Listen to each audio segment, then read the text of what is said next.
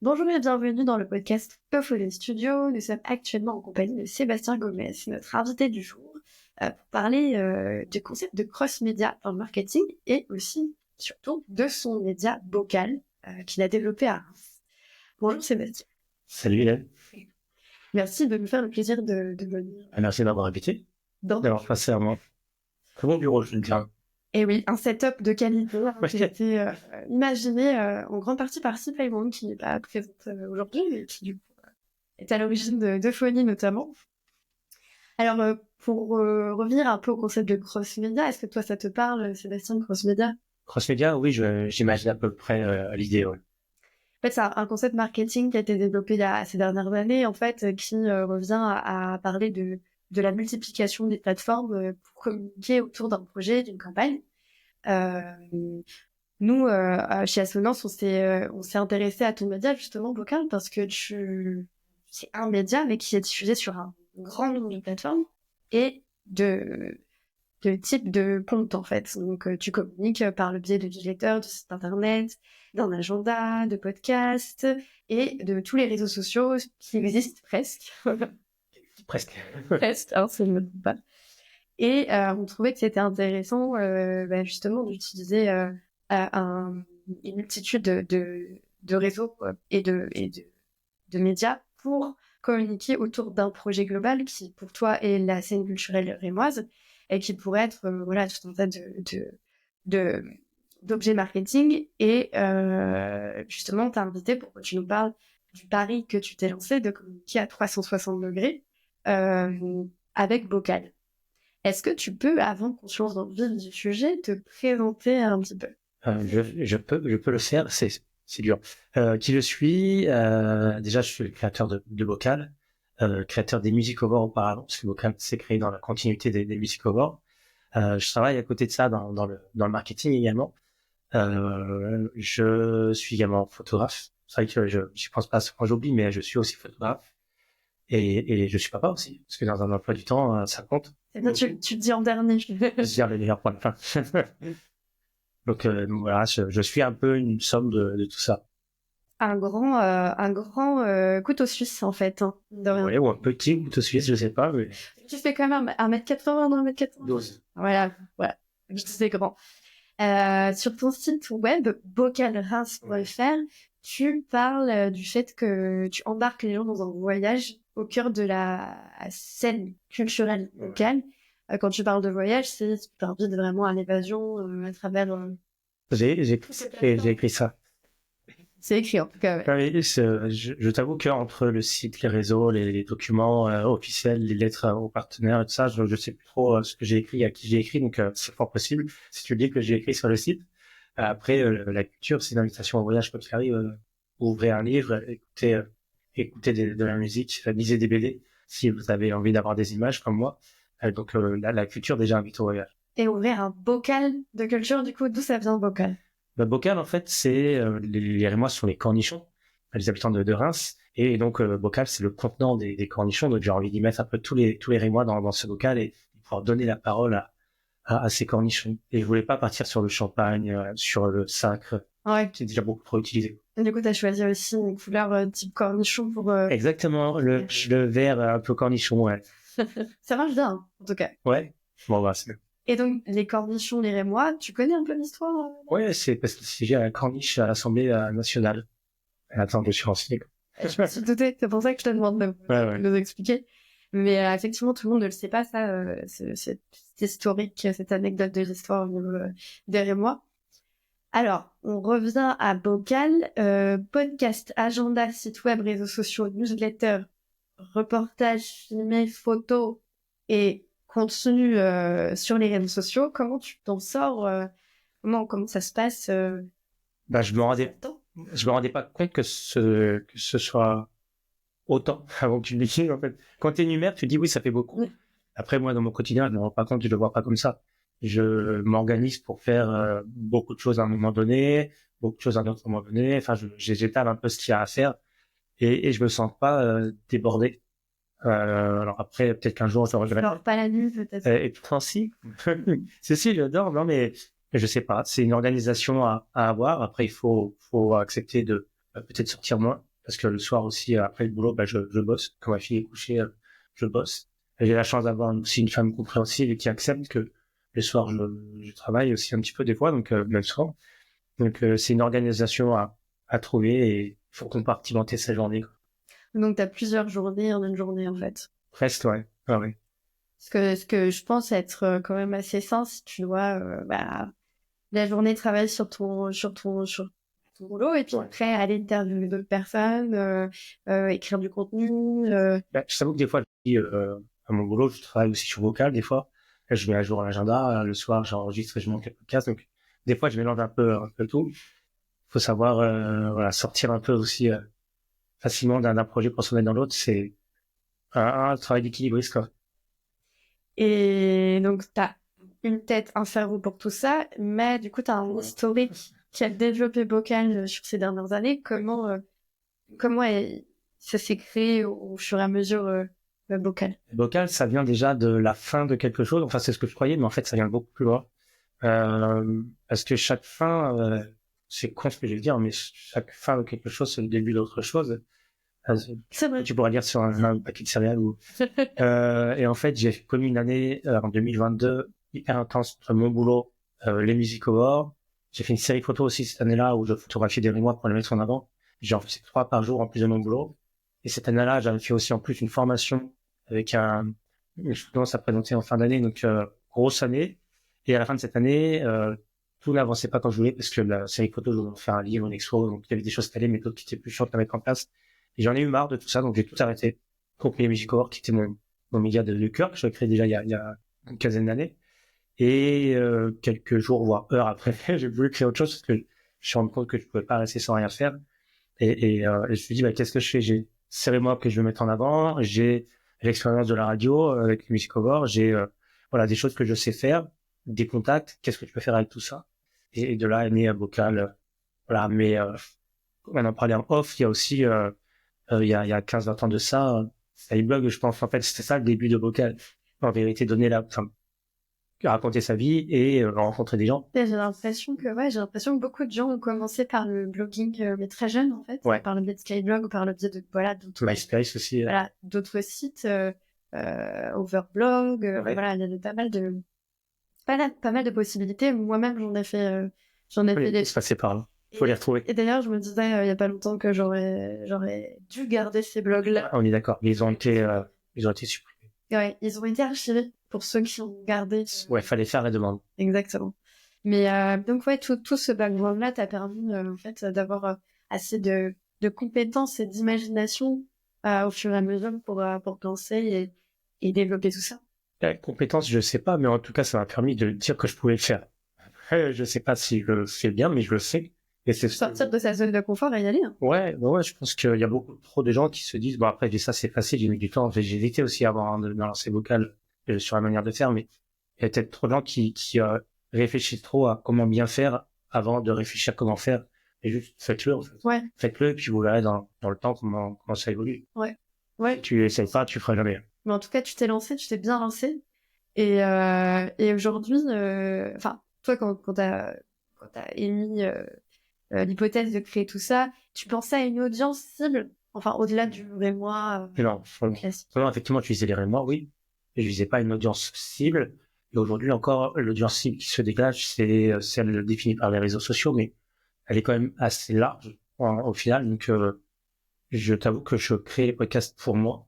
Je fais des podcasts qui me plaisent et j'espère que ça plaise aux gens. Alors, c'est peut-être pas ce qu'il faut faire. C'est pas un conseil à suivre. Mais moi, c'est comme ça en tout cas que je fonctionne. Ah, ça permet de le faire par passion et de le faire de manière d'avoir la motivation de le faire aussi. Ouais, je sais pas si je pourrais faire autant de choses si je faisais des choses qui me plaisaient pas, c'est sûr. Que le contenu soit plus naturel, plus fluide pour toi. Ouais. Et tu avais des inspirations quand même quand tu as créé Bocal. Tu pensais à d'autres modèles, d'autres types de podcasts ou de médias? Non, enfin, j'en avais pas à la base. J'en ai cherché en créant Bocal, surtout pour Instagram. J'ai regardé un peu ce qui se faisait chez Jack de Canal+, le bonbon, des trucs comme ça. Là, mais c'est venu un peu après. Juste comment ils organisaient un peu leur feed Instagram. Mais après, en vrai, j'écoute très peu de podcasts. Un peu plus maintenant, mais j'en ai écouté très peu à l'époque, hormis le Floodcast, tu vois, qui a rien à voir avec les podcast remis dans le ton. Donc voilà, c'est ça, je voulais garder un peu un ton aussi, un ton léger, mais sinon, je sais pas, j'ai l'impression que c'est prétentieux de dire que j'avais pas d'influence, mais je me suis pas senti inspiré spécialement par des... C'est ta propre influence, ta propre patte, en fait. Ouais, on peut dire ça, ouais, ça fait vraiment... non, mais... Oh, on peut savoir se lancer Ouais, c'est vrai. faire, mais se lancer des fleurs, n'est-ce pas?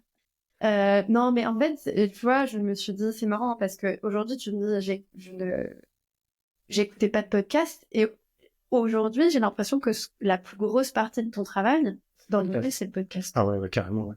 Bah, c'est ce qui prend le plus de temps, parce que j'ai commencé à un podcast par mois. On m'en proposait d'autres, j'ai dit, ah non, j'aurais pas le temps. Et aujourd'hui, il y a 5 ou 6 podcasts par mois, parce qu'il y a plusieurs chaînes de podcasts. D'autres qui viendront. Donc, plusieurs noms aussi, parce que du coup, il y a Bocal. C'est ça, ouais. Il y a Bocal, donc c'est le média. C'est la chaîne de podcast aussi Bocal, principale, avec différents formats. Parce que j'ai pas envie de m'endormir dans un format, j'ai peur de me lasser. Donc, il y a plusieurs formats qui correspondent généralement à différents invités. Et il y a une seconde chaîne qui est Club Bocal, qui est un podcast en collaboration avec RJR. Donc, c'est la retransmission RJR et en podcast. Donc, du coup, c'est carrément 2 médias qui Ce sont, en tout cas, 2 chaînes de podcast liées à Bocal, un peu comme fait Arte Radio, en fait. Tiens, ça, dans les inspi, j'aurais pu le citer. Arte Radio fait un truc super bien avec une appli où ils ont tous leurs médias qui sont référencés au même endroit. Konbini fait un peu pareil, pas sur une appli, mais sur Spotify, il y a plusieurs podcasts Konbini, tu vois. Et l'idée, c'est un peu de tendre vers ça, d'avoir plein de podcasts différents, pas forcément présentés par moi, mais tous dans des vocales. D'accord. Ouais, avec derrière la marque Bocal qui reste, qui chapeaute de tout. Ouais.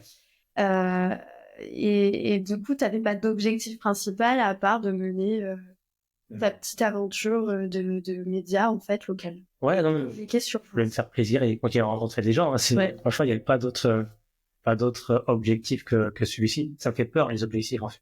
J'ai peur de pas les atteindre, tu vois. Ouais. Donc, je n'ai pas de pression, je fais ce que j'ai envie de faire et c'est comme ça que ça marche bien, en fait. Ben, je sais pas si ça, la réussite, il faut que c'est hyper subjectif. Ça dépend où tu passes le curseur. Selon les retours des gens que je reçois, les retours sont souvent très bons, donc ça c'est cool. Après, selon moi, mon avis, des fois je me sens moins bien, ou il y a des chiffres qui me plaisent pas, donc la réussite, ça dépend de mon humeur. Oui. Mais t'as pas derrière une agence ou un chef qui va te dire il faut que tu fasses t'as pas un engagement en termes de rentabilité ou quoi. Et que du coup j'ai aucune notion de rentabilité ou d'objectif à atteindre et je fais vraiment ce que ça m'offre une certaine liberté. Alors il y a des contraintes forcément financières, mais en attendant de pouvoir faire différemment, c'est la forme que je préfère. Oui, tu te mets pas une pression pour la création de contenu, même si tu sais que tu as du contenu à créer au fur et à mesure. La seule pression que je me mets, c'est de réussir le format et de mettre à l'aise les invités. Donc, et en prenant un peu de recul, est-ce que tu as l'impression que tu as appris des compétences? Est-ce que tu as acquis des compétences sur ces dernières années? Ça fait combien? 2 ans que... Ça fait 1 an et demi. Ouais. J'ai affiné peut-être certaines compétences que j'avais. Je faisais de la radio depuis très longtemps, mais à la radio, j'avais toujours mon conducteur et j'arrivais pas à en sortir. Et là, je vois que j'arrive à me libérer un peu plus du conducteur. Et c'est dur parce que du coup, je fais tout seul sur le podcast, donc il faut que je check le son, la technique, le fil du conducteur, et c'est difficile de s'en sortir, mais j'ai l'impression que plus ça va, plus j'arrive à m'éloigner de ça et à bien conduire l'émission avec un fil jusqu'à la fin. Donc, je pense que c'est là-dessus que j'ai un peu amélioré mes styles. Et quand tu écris un projet, c'est-à-dire ça peut être le podcast ou un texte sur le site ou newsletter, comment tu t'y prends? Est-ce que tu as des réflexes, des techniques, des outils que tu utilises pour faciliter ta créativité, ton imagination? Ouais. Alors déjà, les formats que je crée sur Internet, rien se crée en réalité, c'est des choses qu'on pourrait... Alors, je suis étonné de retrouver certains formats que je fais qui pour moi marcheraient beaucoup mieux ailleurs, mais rien ne se crée en réalité sur Internet. Mais après, je fais des formats que j'aurais envie dans lesquels j'aurais envie d'être invité presque. Ouais. Et souvent, quand je fais un format, je le fais en pensant ce que tu aimerais voir toi en tant que consommateur. Et surtout au premier invité. Ouais. Tu vois, récemment, j'ai créé un podcast Pyjama Party. Ouais. Ah oui, ça me dit quelque chose. Ouais, vaguement, vraiment. Et donc, ce podcast-là, je l'ai créé en pensant aux 2 premières invités qui qui vient, ouais. Ouais, tu te mets à la place des personnes que tu vas solliciter et ça te met dans un personnage, quoi. Et après, j'utilise aussi pas mal, taper sur les doigts, mais pas mal l'IA. Et en fait, c'est pas nous qui te tapons dans les doigts. Mais après, bon, il faut pas que ce soit mal interprété. L'IA ne crée pas les conducteurs. Je crée des questions, je me renseigne sur les invités. Il m'arrive même parfois de lire, tu vois, lire les œuvres, ça m'a. C'est vrai. Et donc, je fais ma liste de questions. Et l'IA me sert à organiser après les questions selon le format de podcast auquel ça appartient. Et ça me permet de structurer quoi vraiment le podcast si je gagne du temps là-dessus grâce à ChatGPT. C'est un outil qui te permet de structurer, mais pas tant de créer le contenu. Non, parce que franchement, c'est naze pour créer. C'est hyper basique. Alors, je dis pas que ça se trouve, ChatGPT ferait mieux que moi. Mais non, c'est juste structurer, organiser les idées, les questions. Ouais, on se rend compte en tant que professionnel de l'édition que des fois, on sait que l'IA, non, en fait, nous met des informations complètement à côté et que du coup, justement, le tout, c'est de savoir s'en servir. Et donc, c'est bon de savoir si tu quand même l'utilises de ton côté au quotidien. Est-ce que au niveau de l'engagement de Bocal auprès justement de la scène locale et des personnes que tu interviews et des personnes qui te suivent, tu as senti qu'il y avait une évolution de suivi? Est-ce que tu as des retours, des commentaires, des choses qui te... Ouais. Alors, je t'avoue que j'ai commencé les premiers podcasts avec presque que des gens que je connaissais parce que j'étais photographié ou je les avais rencontrés dans mes autres activités auparavant, sur la photo, sur les musiques avant. Donc, je savais déjà que ces gens-là allaient me soutenir. Et après, j'ai commencé le milieu de la culture, hein, c'est un milieu assez petit et qui n'est pas compartimenté la musique avec, tu vois, avec le théâtre, avec le burlesque. C'est un monde qui est très vaste, quoi. Et donc, on m'a très vite recommandé à d'autres et les retours des gens que je reçois sont toujours très bons. Donc ça fait super plaisir. Et des fois, il y a même un truc un peu thérapeutique des gens que je reçois, tu vois, ils ont l'impression d'avoir été chez le psy gratuitement. Ouais, c'est vrai. Et ça, c'est trop bien comme retour, quoi, parce que c'est l'idée un peu. Moi-même, je pense que je peux en témoigner avec Pyjama Party, justement, où en fait, j'étais surprise des questions que tu posais et je m'attendais pas à ça. En fait, on s'attend à répondre à des questions basiques, classiques sur un projet et en fait, on se retrouve à raconter notre enfance. Mais je pense que oui, il y a peut-être que, mine de rien, derrière ça, les contenus que tu crées, on sent que tu les fais aussi pour toi. Ouais. Et je pense que les gens sont aussi reconnaissants d'être invités et ils sont impressionnés. Enfin, en tout cas, moi, de mon côté, je me sens impressionnée quand je vois tout le travail que tu mènes avec ta personne, en fait. Et du coup, voilà, en tout cas, de mon côté, je trouve que l'engagement, il est là, en fait, des gens qui te suivent.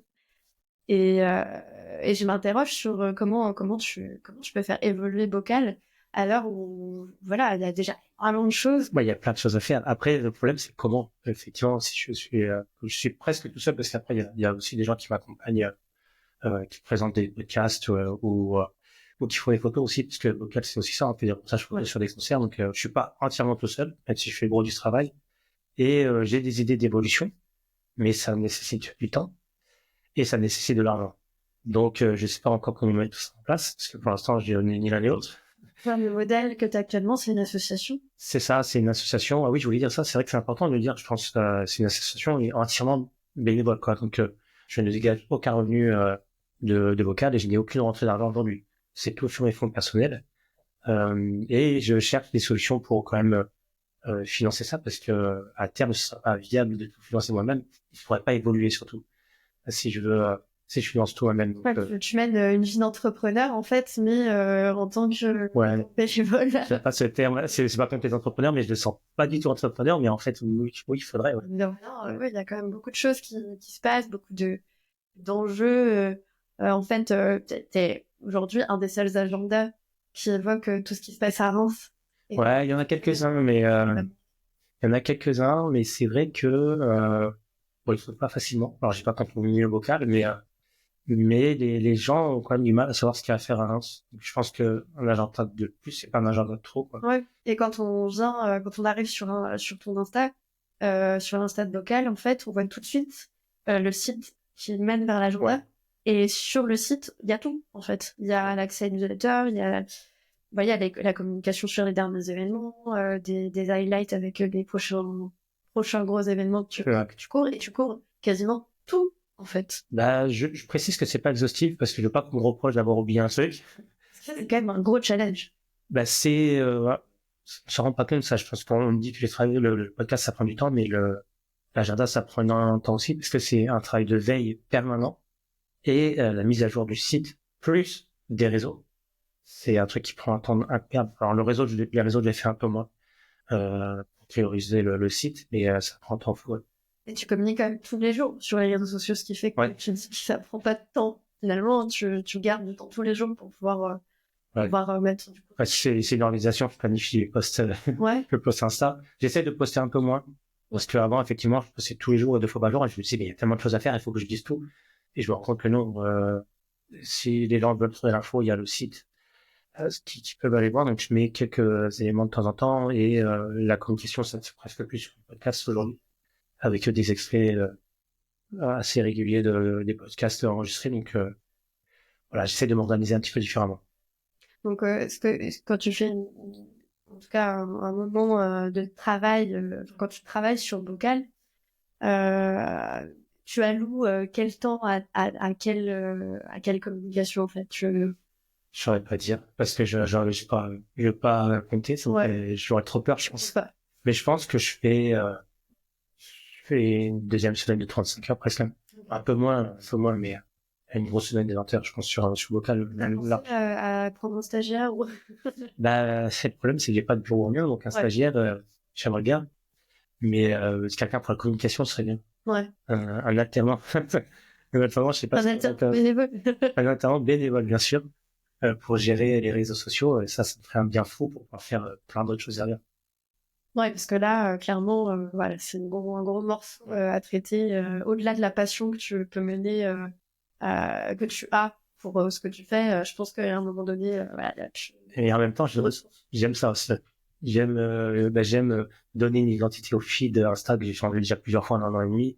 J'aime aussi, avec Instagram, t'as facilement le contact avec les gens.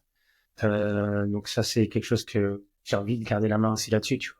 Donc, j'ai envie de déléguer, mais j'ai quand même envie de le faire. Donc, c'est une position, voilà, qu'il faudra que je me fixe.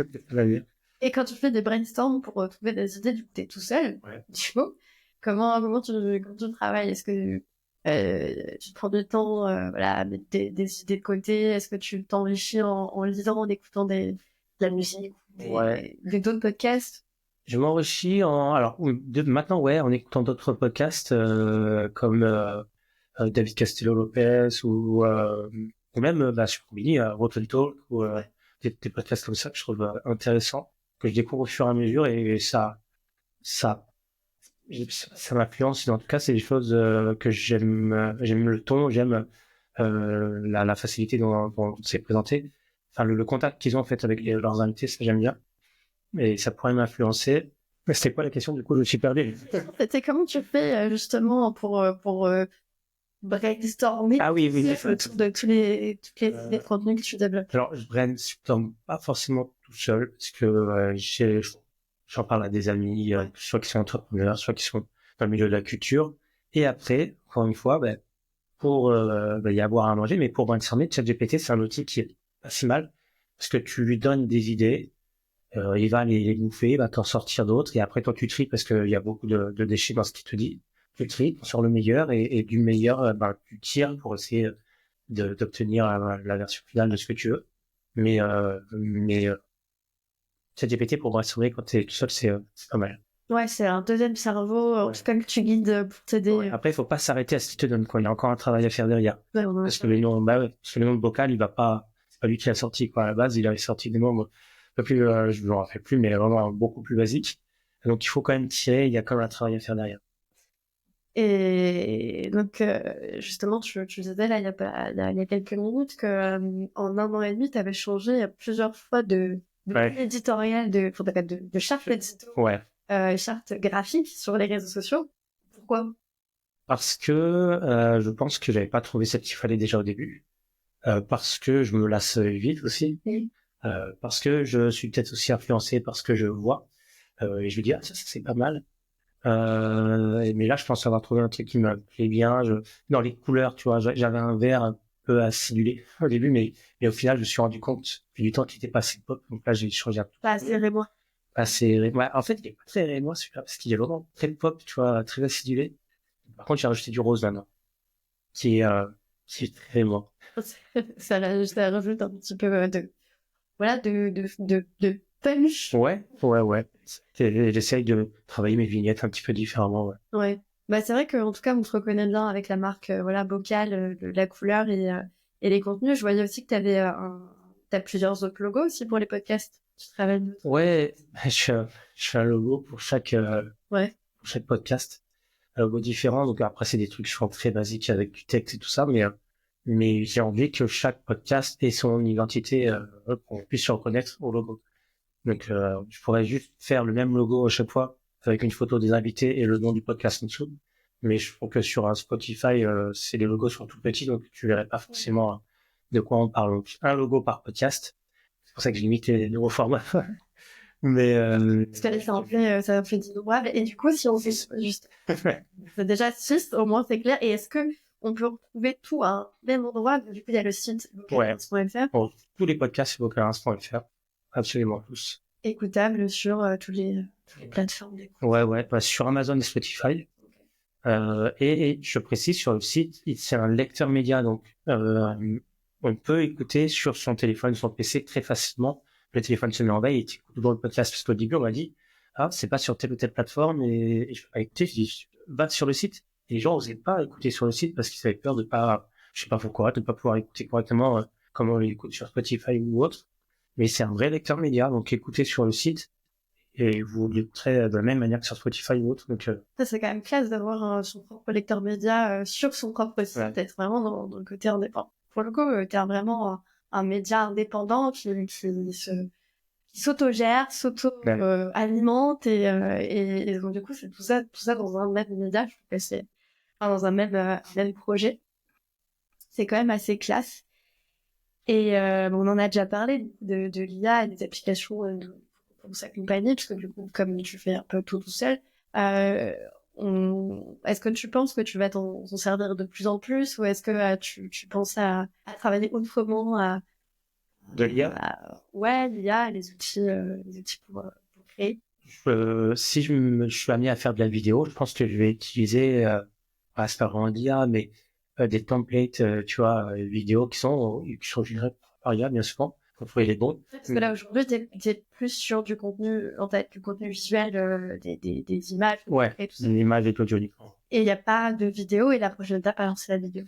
La prochaine étape, il y a une vidéo qui sort là, je sais pas si ce podcast sera déjà diffusé, mais début avril. Après, j'aimerais pouvoir faire plus de vidéos, mais c'est un investissement en termes de temps déjà, parce qu'il faut monter les vidéos, faut installer le setup, ça prend encore plus de temps, et puis il y a un investissement financier. Donc il y a des solutions à Reims qui existent, qui font des podcasts vidéo, qui seraient idéales. Ouais, On Air Studio, pour pas les citer, mais c'est un budget, quoi, donc c'est quelque chose qu'il faut voir pour l'avenir. Pour le moment, on s'arrête au t-shirt et au sweat. Ouais, les casquettes bientôt. Je tiens à dire que je porte le t-shirt de Vocal, même si voilà, on ne le voit pas très bien à l'image. Mais d'ailleurs, merci pour le t-shirt. Ouais. Et donc, du coup, voilà, t'as là l'avenir pour toi. L'avenir de Vocal, tu le vois, tu le vois décuplé encore, ou tu t'imagines encore? J'aimerais qu'il décuple. Après, je sais pas comment. Et en fait, j'ai envie de faire encore plein de choses. Ouais. Mais j'ai tendance, quand j'ai une idée, à vouloir tout développer tout de suite, même si c'est pour dans 2-3 ans. Sauf que au bout d'un moment, je peux pas. Enfin, je fais déjà beaucoup de choses, et si je pense à des projets qui sont pas encore dans les tiroirs, je vais m'embrouiller. Donc, j'ai des idées, j'ai des notes, elles sont quelque part, j'ai des envies.